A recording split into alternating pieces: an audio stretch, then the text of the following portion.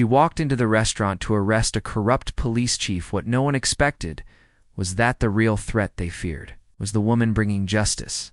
Ask ChatGPT. It was an ordinary Tuesday evening, just like any other. The Oak Grove Bistro, a quiet yet classy restaurant located on a peaceful corner of town, was slowly beginning to fill with customers. A soft jazz music played in the background while waiters moved between tables, taking orders and delivering plates of food. Couples chatted softly over wine, and families enjoyed their meals in a cozy atmosphere. No one had any idea that tonight something unusual was about to happen. Something that would leave many people thinking for a long time. Detective Marissa Reed sat quietly in her unmarked black car across the street. She wasn't here for dinner. She wasn't dressed for a night out. Instead, she wore plain slacks, a navy blue jacket, and low boots clothes that allowed her to blend in easily. Her badge was tucked safely in her coat pocket, and beside her was a folder containing official documents, including an arrest warrant. Marissa wasn't just any officer. She was known for her discipline, her calm nature, and her sharp investigative skills. She had worked on a lot of difficult cases over the years. But tonight's assignment felt personal. Inside that restaurant was Police Chief Leonard Miles. He was supposed to be the highest authority in the local police department. But behind his friendly public image was a long list of complaints that had been buried, silenced, or ignored. Now, allegations of corruption, misuse of power, and questionable decisions had been growing over the years. Marissa had spent the last 4 months quietly investigating the chief after a whistleblower came forward. What she found was shocking evidence of illegal actions, including accepting bribes, tampering with evidence, and involvement in covering up cases to protect certain people. It was enough to bring him down. And tonight, she was going to do it. Across the street, Officer James Harper stood near the entrance of the bistro. He was part of the local patrol and had been assigned to the area after a call came in earlier that evening. A customer had mentioned someone suspicious outside the restaurant. Harper didn't take the call too seriously at first, but when he looked across the road and saw a black woman sitting alone in a car, staring at the restaurant, something in him clicked. An unfair, dangerous assumption began to build in his mind. He didn't recognize Marissa, didn't know her personally, and made no effort to identify her vehicle. Instead, he reached for his radio and called it in. "Unit 4 to base," he said, his voice low but serious. "Possible threat. Female, black, mid-30s, parked across from Oak Grove Bistro. Might be casing the place. I'll approach carefully." He didn't know who she was. He didn't know she wasn't a threat. All he saw was a woman who didn't fit the place in his mind. This moment, just a few seconds of assumption, would soon become something much bigger than he expected. Inside her car, Marissa glanced at her watch. It was time. She took a deep breath, opened the door, and stepped out. She crossed the street, confidently, her expression calm and focused. She knew that Officer Harper was watching her.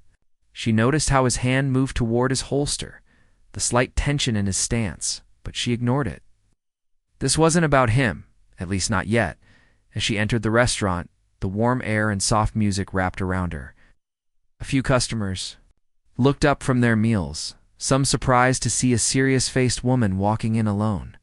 She walked past the front desk, nodded politely to the host, scanned the room until she found the man she was looking for, Chief Miles.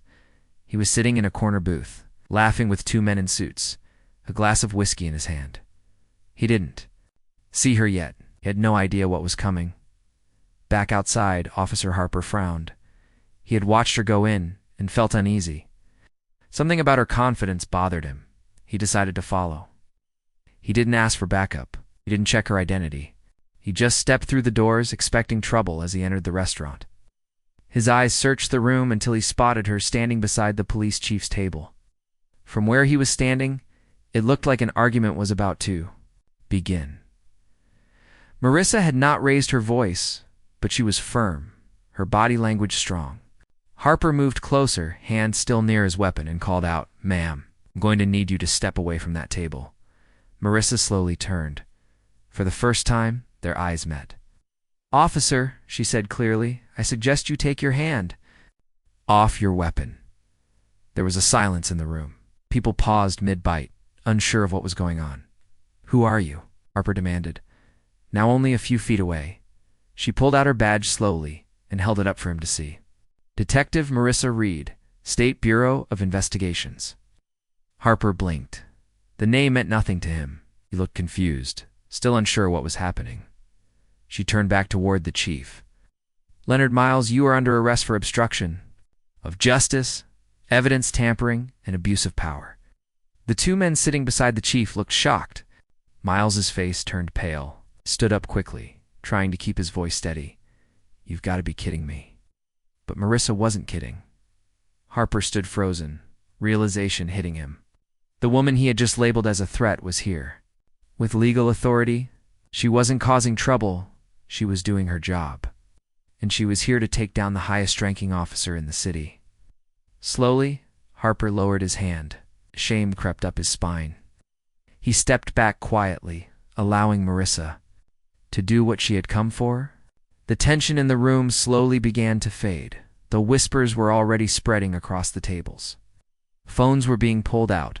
Someone was recording. Marissa stayed focused. She read the warrant out loud and placed handcuffs on Chief Miles. He didn't resist. There was no point.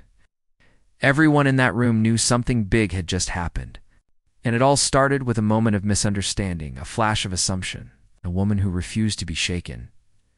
As she walked out of the restaurant with the chief in custody, Marissa didn't look back. She didn't need to. The truth had already begun to speak for itself. But what she didn't know was that Harper would think about that night again and again. About the way he had judged someone so quickly, about the way she had carried herself with dignity, even when faced with subtle hostility. And deep inside, a part of him started to change. Outside, the night was still quiet. The streetlights shone down on the sidewalk like nothing had happened. But in that town, something had changed. A line had been drawn not just between right and wrong, but between perception and reality.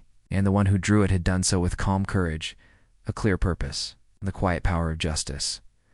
Marissa got into her car, made one quick call to confirm the arrest, and drove away into the night. The story was far from over. But this was how it began. The moment Marissa walked into the restaurant and placed the police chief under arrest, everything changed. Inside the Oak Grove Bistro, there was still a strange silence. People weren't sure what they had just seen. Black woman walking in, alone, calm, and focused, had suddenly turned the whole evening upside down. She had handcuffed the police chief in front of everyone. Some had filmed it. Others had whispered to each other in disbelief. But one thing was clear. No one would forget what happened that night. Outside the restaurant, Officer James Harper stood quietly by the door. His heart was still beating fast.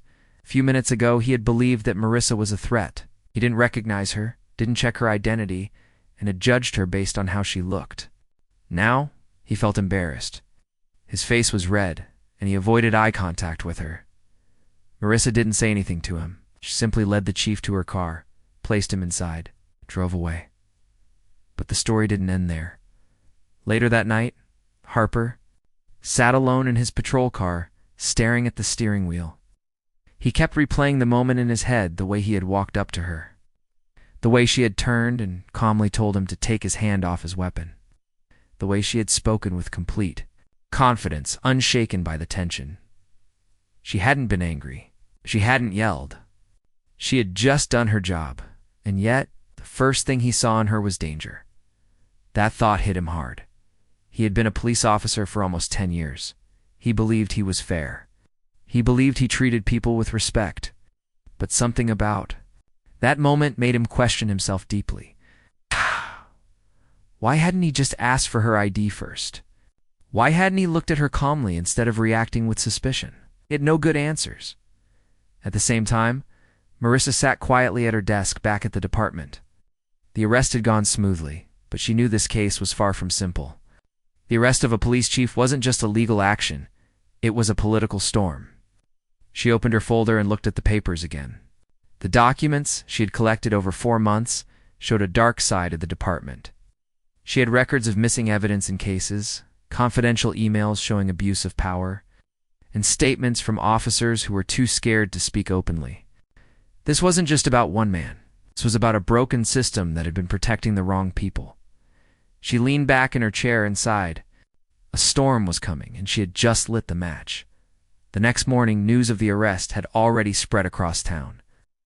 Videos from the restaurant had gone viral.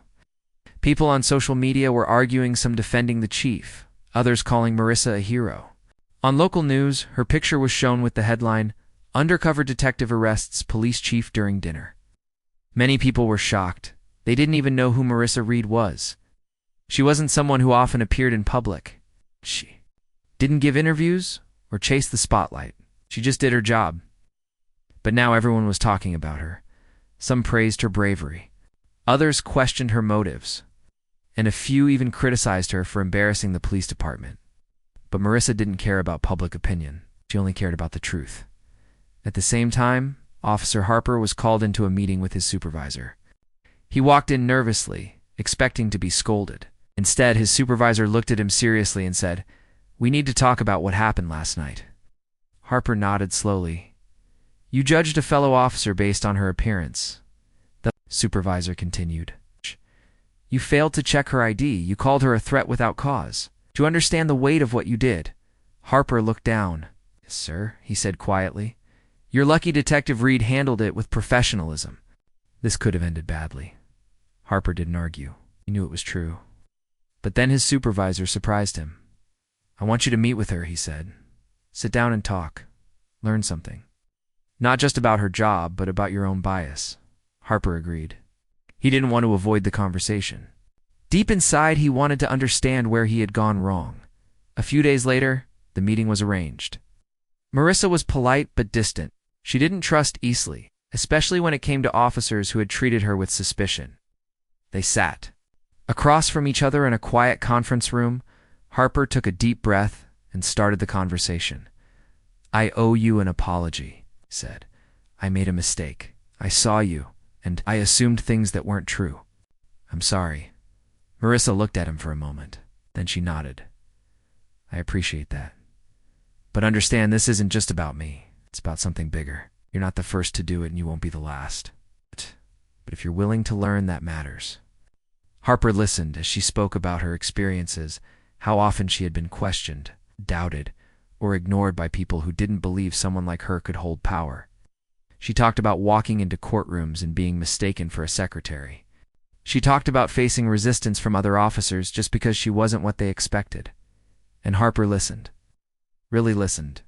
For the first time in his career, he began to understand something that hadn't been taught in training: the silent weight of being judged before you speak. The quiet pressure of proving yourself again and again, just because of how you look. Their conversation lasted nearly 2 hours. When it ended, Harper felt different. Not perfect. Not guilt-free. But aware. And awareness was the beginning of change. Meanwhile, Marissa continued working on the case. The police chief had hired a team of expensive lawyers. He was trying to delay the trial, deny the evidence, and claim he was being targeted unfairly. But the files Marissa had collected were solid, too solid to be ignored. Still, she knew the fight wouldn't be easy. The department itself was divided. Some officers supported her. Others felt she had betrayed them by exposing the chief. A few even avoided speaking to her at all. She could feel the distance around her. But she didn't let it stop her. Every day she walked into the station, focused and fearless. She had chosen this path knowing it would be difficult. Justice wasn't always popular. Truth wasn't always welcomed. But she believed in doing the right thing, even when it was hard. As the weeks passed, the case moved forward. The court scheduled hearings. More documents were made public. The media covered every development. People in the community began asking deeper questions about leadership, accountability, and how many other truths had been hidden in silence. Marissa's name became a symbol of courage. Not because she wanted fame, but because she had done something few dared to do: arrest someone powerful in public, without fear. At the same time, Harper began changing the way he worked. He took time to talk to people before judging. He asked more questions. He paid more attention to his own reactions. It wasn't about being perfect, it was about being better. One evening, He was called to a routine disturbance at a local store. A young black man was standing outside, nervous and agitated. Shopkeeper had called it in, claiming the man looked suspicious. Harper walked up, remembering everything Marissa had told him. Instead of reaching for his radio or handcuffing the man, he simply said, "Hey, can I help you?" The man explained that he had just lost his wallet and the store manager had refused to let him inside. Harper helped calm the situation, found the manager, and worked it out without drama. Afterward, the young man looked at him with surprise and said, "Thanks, officer. You're different." Harper smiled, just trying to do it right. And in that small moment, a seed of change was planted. Back at her desk, Marissa received a short note on her table. It was from Harper. "Thank you for opening my eyes. I hope I can become an officer that others trust, like you. J.H." Marissa smiled for the first time in days. Maybe this wasn't just about one case. Maybe it was the start of something bigger, because sometimes justice isn't only about punishment, it's about transformation. And sometimes it begins with a misunderstanding, a conversation, and the courage to face the truth. Marissa sat quietly in her office, reading the documents that had just arrived. The case was growing faster than she had expected. What started as an investigation into one corrupt police chief had now opened a door to many more dark secrets. The files in front of her showed names, transactions, and decisions that pointed to a larger network of people who had either helped Chief Leonard Miles or looked the other way when he broke the law. It wasn't just one man. It was a system. And Marissa now knew that taking down the chief was only the beginning. She had been working long hours since the arrest. Every day felt like a fight, not just against the corruption, but against the resistance inside her own department. 8 people had started to treat her differently. Some spoke to her less, others looked at her like she was a stranger. A few officers still supported her, but many felt uncomfortable with what she had done. Marissa could feel it in the air, the tension, the coldness, the distance, but none of that shook her. Knew that exposing the truth often made people angry, especially those who had something to hide. The next step was to build the case stronger. She needed more proof. She needed names, witnesses, and connections that could show the full picture. She had already arrested the chief, but the bigger challenge was proving that others were involved. That's when she decided to visit Officer Caleb Jennings. Jennings was an older officer who had been working under Chief Miles for nearly 15 years. He was close to retirement, quiet, and had never been involved in any major scandal. Marissa had seen his name in a few internal memos that suggested he might know more than he had ever said. If anyone had seen the chief's wrongdoings from the inside, it was Jennings. She called him and asked for a private meeting. They met in a small cafe on the edge of town, away from the police station. Jennings looked tired, his eyes heavy with something more than age. Marissa noticed how he kept looking over his shoulder as if someone might be watching. "Thanks for coming," she said, sitting down with a notebook in hand. Jennings nodded. "I figured it was time." Marissa didn't waste time. "You've seen things, haven't you? Things the chief did that weren't right." Jennings stared at his coffee cup for a long moment. Then he said, "Yes." That one word opened the door. Over the next hour, Jennings told her about small things that added up, money that disappeared from evidence rooms, cases that were suddenly closed without explanation, and a secret storage room in the department that only the chief had access to. He even mentioned a man named Brent Holloway, a local businessman who often donated to the department and seemed to have strange influence over the chief's decisions. Marissa wrote everything down. "Why didn't you speak up before?" asked gently. Jennings sighed. "Fear. That's the truth. I was afraid I'd lose my job. Or worse." Marissa nodded. She understood. It wasn't easy to stand against someone in power, especially when that person controlled your future. "Will you testify?" she asked. Jennings looked up. "If you can protect me, I will." That promise became another turning point in her investigation. Back at the station, Marissa typed up Jennings' statement and added it to the growing list of evidence. With his words, the puzzle started to make more sense. Name kept appearing: donations, business ties, and strange favors granted by the department. It looked like Holloway had been funding the chief in exchange for protection and special treatment.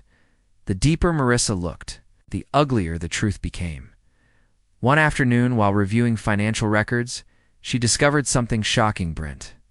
Holloway had helped cover up a hit-and-run case 2 years ago. A young boy had died, and the suspect was connected to Holloway's company. The case was marked closed due to lack of evidence, but the file had notes that didn't match. Marissa realized that evidence had been removed, most likely on the chief's orders. It wasn't just corruption anymore. It was about justice being stolen from victims.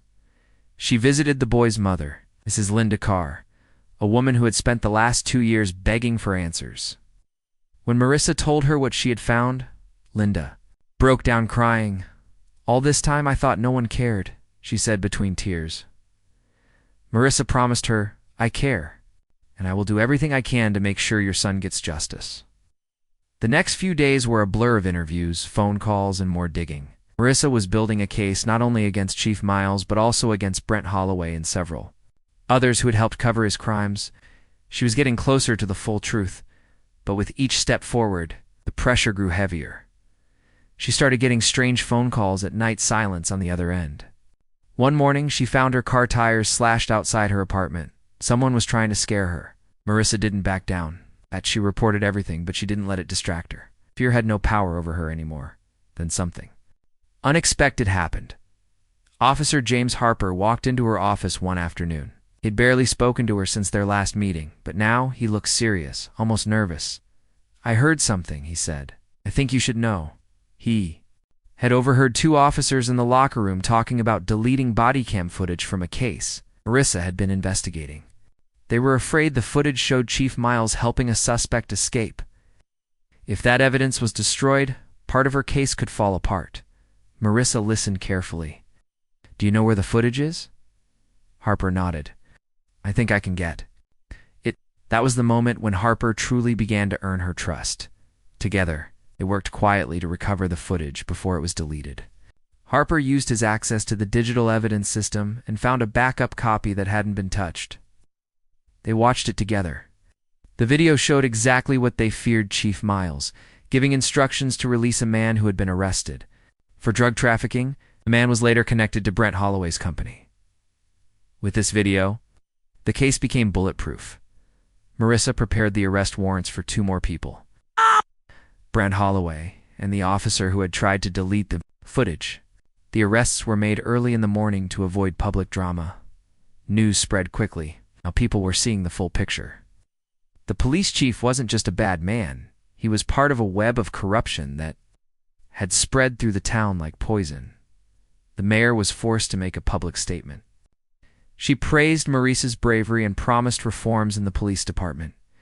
Community members began organizing town hall meetings to demand transparency. People were waking up. But Marissa didn't stop there. She began mentoring younger officers, including Harper, encouraging them to ask questions, speak up, and always choose truth over silence. She started a small internal group focused on police ethics, hoping to slowly rebuild the broken trust between officers and the community. One day, she received a letter in her mailbox. It was handwritten and unsigned, but the message was powerful. "You don't know me, but I watched what you did. Brother was arrested last year, and I believe he was treated unfairly. Because of you, I have hope again. Thank you for standing up for justice." Marissa read the letter twice, then placed it in a small drawer in her desk. It reminded her why she chose this path. As the trial date for Chief Miles and Brent Holloway approached, Marissa prepared her testimony. She would be the key witness. She had the documents, the videos, the statements. She had truth on her side. And even though she knew the courtroom would be filled with powerful lawyers and people who didn't want her to succeed, she walked in with her head held high. Because justice wasn't about winning. It was about doing what was right, no matter how hard it was. And that was exactly what she was born to do. The courtroom was packed. Every seat was filled, and even people who couldn't get in stood outside, waiting for updates. Journalists, community members, police officers, and officials all were watching closely.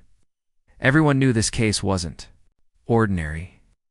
It was the trial of Police Chief Leonard Miles and businessman Brent Holloway, both accused of crimes that shook the entire city.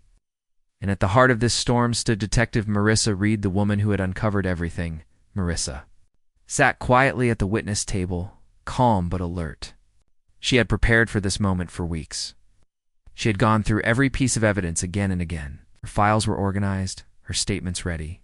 She wasn't nervous. She wasn't afraid. She knew that truth was on her side. As the judge entered the room and the trial officially began, the tension in the air became heavy. The prosecution presented their opening arguments, speaking about abuse of power, corruption, and the betrayal of public trust. Then the defense team stood up. They tried to paint a different picture. They said the chief was misunderstood, that he had only tried to protect the department, that Holloway was a generous man who had only supported the police out of goodwill. Marissa watched and listened. She knew their strategy. They would try to twist facts, raise doubts, and make her look like she had a personal agenda. But she was ready for that. When it was her turn to testify, she stood up and walked to the front of the court. Everyone's eyes followed her. She took the oath and looked directly at the jury. The prosecutor asked her to explain how the investigation started. Marissa told the story clearly. She talked about the whistleblower who had first approached her. She explained how she had started gathering information quietly. She spoke about the evidence she found, files that were tampered with, cases closed without reason, missing evidence, and strange connections between the chief and Holloway. Then she described the night she walked into the Oak Grove Bistro to arrest the chief. She shared every detail, including how another officer, James Harper, had mistaken her for a threat. That moment brought silence in the courtroom. Even Harper, sitting in the audience, lowered his eyes. But Marissa didn't speak with anger. She spoke with honesty. The prosecutor then asked about the people who helped her. Caleb Jennings, who had finally spoken out after years of silence. She spoke about the young boy who died in a hit-and-run that was covered up. She told the jury about how the evidence led back to Holloway and the chief working together. She described how they had used their power to protect each other while innocent people suffered. Then came the video footage. The one Harper helped her recover. It was shown on a screen in the courtroom. Everyone watched as the chief was seen clearly giving orders to release a suspect who had strong ties to Holloway's company. The room was quiet. That video was hard to argue against. The defense lawyers tried their best to shake Marissa during cross-examination. They asked her about her past, her motivations, and even her race. One lawyer implied she might have been emotional or biased against the department, but Marissa stayed calm. "I didn't arrest the chief because I was angry," she said. "I arrested him because I had evidence. I followed the law. That's my job." The jury listened closely. They could see she wasn't making things up. She had documents, witnesses, and a clear timeline of events. Most importantly, she had courage. She had done something many others were too scared to do. As the trial continued over several days, more witnesses were called. Officer Jennings testified, his voice shaking as he told the court how he had kept quiet for years out of fear. Explained how the chief had threatened officers who questioned him, and how Holloway had given gifts to stay protected. Jennings said he regretted not speaking out earlier, and thanked Marissa for giving him the strength to finally do the right thing. Mrs. Linda Carr, the mother of the boy who died in the hit-and-run, also spoke. Her voice broke as she explained how her son's case was ignored. She looked straight at the jury and said, "For 2 years, I begged for answers. No one listened. Detective Reed did. She brought me justice." By the time the trial reached its final day, something had changed in the courtroom. People who once doubted Marissa now looked at her with respect. Officers who had avoided her before were beginning to understand what she had done. Just expose a corrupt chief, she had uncovered a sickness in the system. The judge gave instructions to the jury, who then went into a private room to decide. Hours passed. Everyone waited. Marissa sat silently in a corner, looking down at her hands. She had done everything she could. Now it was up to the jury. Finally, the door opened. The jury had reached a decision, one by one. The charges were read aloud. Guilty. Guilty. Guilty. The chief and Holloway were found guilty on multiple counts: corruption, obstruction of justice, evidence tampering, and conspiracy. God! The courtroom gasped. Some cried, some clapped quietly. Marissa just closed her eyes for a moment and let out a slow breath. Justice had spoken. The judge ordered both men to be taken into custody immediately. They were led out of the courtroom in handcuffs. For the first time in a long while, the system had done the right thing. After the trial, the city buzzed with reaction. News reports praised Marissa. Newspapers called her the detective who cleaned the system. Social media exploded with support. People wrote messages thanking her for standing strong. Some even shared their own stories of injustice, saying she had inspired them to speak up. But not everyone was happy. Inside the department, there were still officers who didn't support her. Some believed she had damaged their image. Others were angry that one of their own had been arrested. Marissa knew it would take time for trust to rebuild. She didn't expect to be treated like a hero. She just wanted to do what was right then. Something unexpected happened. The mayor of the city invited Marissa to a private meeting. She thanked Marissa for her bravery and leadership and offered her a new position, head of the Internal Affairs Division. It was a powerful role that would allow her to continue fighting corruption from within, to review cases, and to keep the department honest. Marissa didn't say yes immediately. She thought about it for a few days. She knew it would come with even more pressure, more responsibility, and more enemies. But she also knew that if she said no, someone less honest might take that job. In the end, she accepted not because she wanted power, but because she believed change had to come from the inside. Her first act in the new role was to create a training program that focused on ethics, accountability, and respect. She invited officers of all ranks to attend, and she included real stories from the case she had just finished. She even asked Officer Harper to speak about what he had learned. He agreed. Harper stood in front of a room full of officers and told the truth. He admitted that he had made assumptions about Marissa based on her appearance. He said he was ashamed of that moment, but also thankful because it forced him to grow. He ended his speech by saying, "Detective Reed changed my view of justice. She reminded me why I became a cop in the first place." Slowly, things began to change in the department. More officers started speaking up when they saw something wrong. Cases were reviewed more carefully. Community members were invited to join public discussions about safety and fairness. Which had been broken was starting to be rebuilt. One afternoon, Marissa received another letter, this time from a young girl who wanted to become a detective when she grew up. "You're my hero," the letter said. "If I ever see something wrong, I want to be brave like you." Marissa smiled, folded the letter, and placed it beside the first one in her drawer. It wasn't an easy road. There were still problems. Some people still resisted change. Not now. There was hope. Now there was proof that one person's courage could make a difference. And Marissa Reed, who once walked into a restaurant alone to arrest the most powerful man in the city, was no longer alone. She had become the quiet voice of truth in a world that had forgotten how to listen, and the journey, though painful, had just begun to shape a better future for everyone. After the trial ended and justice was served, life slowly began to return to normal in the city, or at least it seemed that way on the surface. Chief Leonard Miles and Brent Holloway were now behind bars. Their names were all over the news, and the public had finally seen the truth about what had been happening behind closed doors. But for Marissa Reed, nothing felt normal. The fight was not over. In fact, the real battle was just beginning. Marissa had accepted the role of head of internal affairs, a powerful position that gave her the authority to investigate misconduct inside the police department. Many congratulated her, but others remained silent, even distant. She could feel the invisible walls in the department. Officers who had once greeted her warmly now kept their distance. Some looked at her as if she had betrayed them by exposing the truth. But Marissa didn't let it affect her. She knew the truth made people uncomfortable, especially those who had stayed silent for too long. Each morning, she walked into her office with quiet determination. She began reviewing old cases that had been closed too quickly or suspiciously. Some files were missing pages. Some had handwritten notes that didn't match the official reports. One by one, she started digging.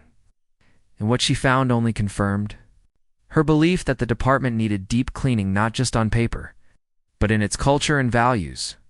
One of the first things she did was create a new unit that focused on fairness, ethics, and community trust. She brought together officers from different backgrounds, including Officer James Harper. Harper had changed. Since that night at the restaurant, he had grown into a more thoughtful and honest officer. He had seen the mistakes he made and worked hard to learn from them. Harper started visiting schools and community centers, speaking to young people about their rights, safety, and how police officers should behave. He didn't hide his past mistake. Instead, he used it to teach others. Many were surprised to see a police officer admit he was wrong, but Harper's honesty earned respect. Meanwhile, Marissa launched a program that allowed civilians to file complaints directly with her department. In the past, people had been too scared to report wrongdoing, afraid their voices would be ignored or that officers would protect their own. But now, for the first time, people felt like someone was actually listening. It wasn't easy. Some officers pushed back. They felt like they were under attack.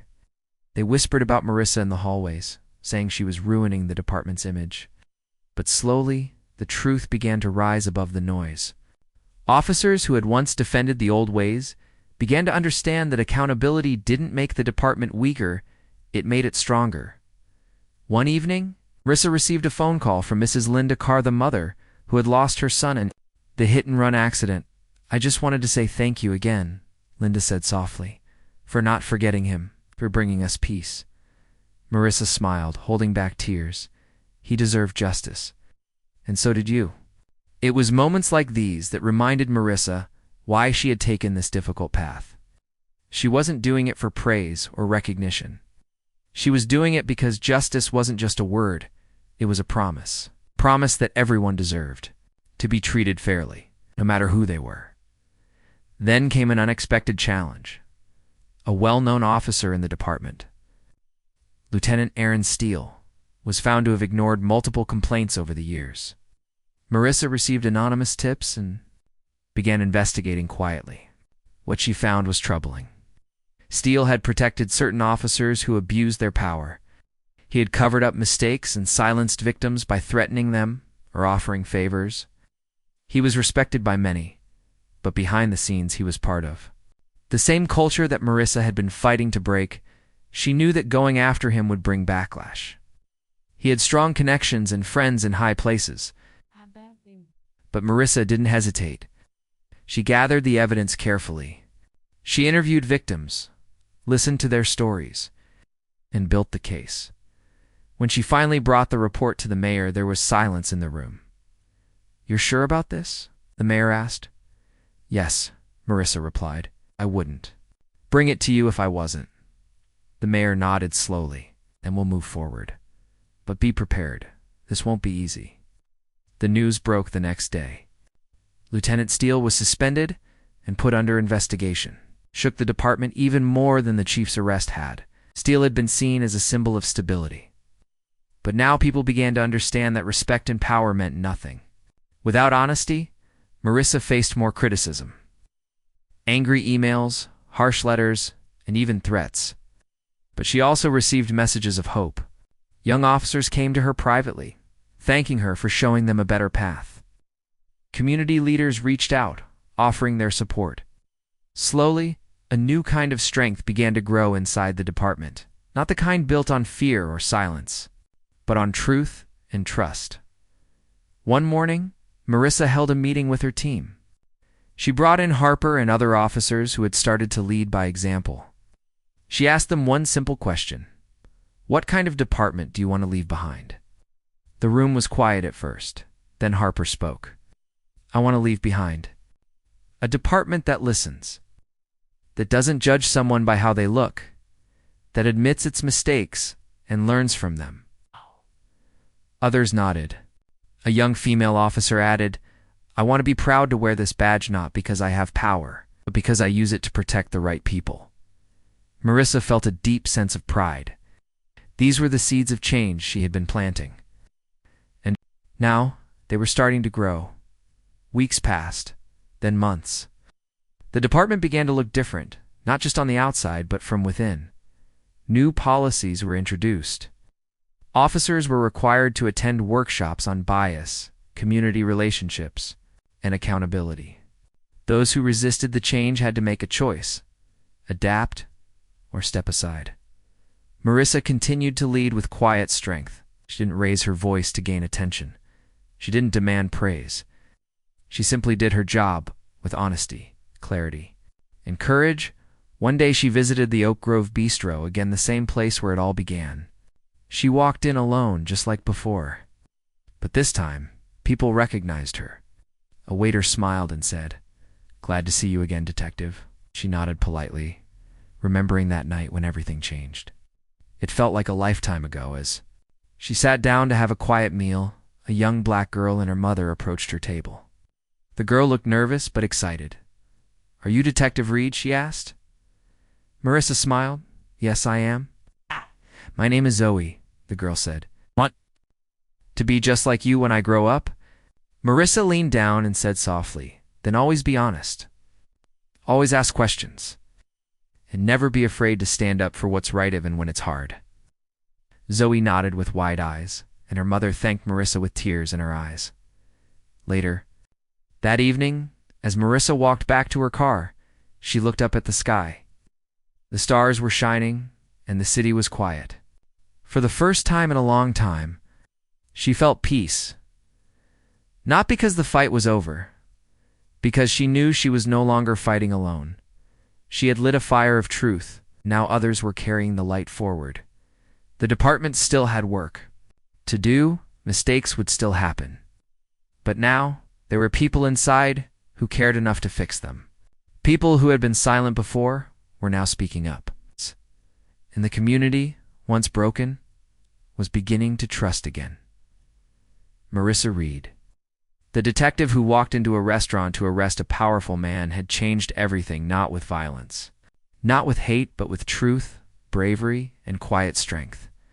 And her story, though full of pain and challenges, became a story of hope for all those who dared to believe that justice is not a dream, it's a choice. And she chose it. Every single day.